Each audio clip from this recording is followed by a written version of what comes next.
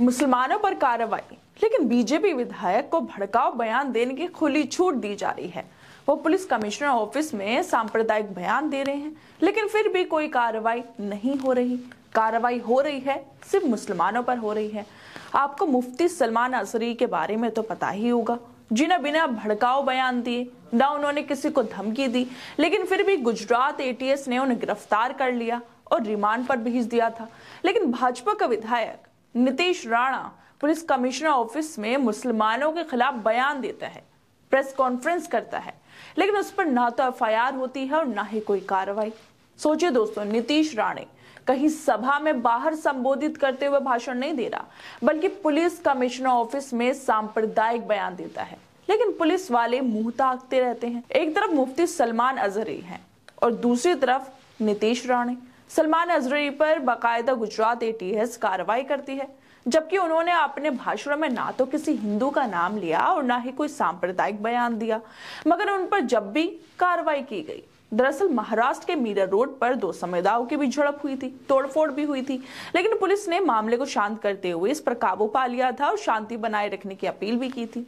लेकिन शांति बनाए रखने की जगह महाराष्ट्र में सत्ता चला रही बीजेपी के विधायक नीतीश राणे सरेआम मुसलमानों को चुन चुन कर मारने की बात करते हैं, बाकायदा इसको लेकर ट्वीट भी करते हैं। लेकिन मुंबई एटीएस में इतनी हिम्मत नहीं हुई कि इस नफरती नेता को पकड़ सके।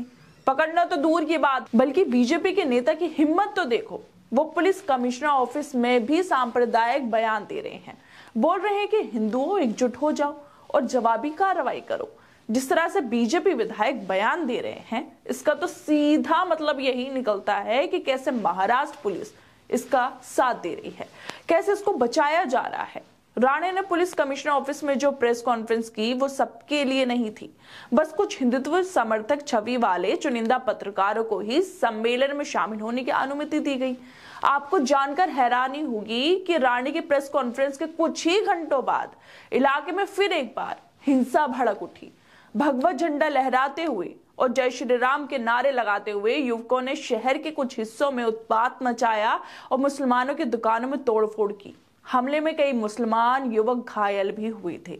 मतलब बीजेपी के लोगों को पुलिस ने, प्रशासन ने खुली छूट दे रखी है। उनकी वजह से फिर एक बार हिंसा हुई, मुसलमानों की दुकानों में तोड़फोड़ की गई, लेकिन कार्रवाई के नाम पर सब कुछ हवा हवाई है।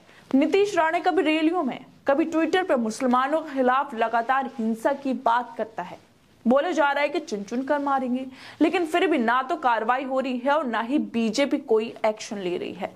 मगर मुसलमान होने की वजह से मुफ्ती सलमान अजहरी साहब को गुजरात एटीएस ने गिरफ्तार कर लिया, रिमांड पर भेजा गया। क्या देश में अब सारे कायदे कानून, एफआईआर, जेल से मुसलमानों के लिए ही बचे हैं?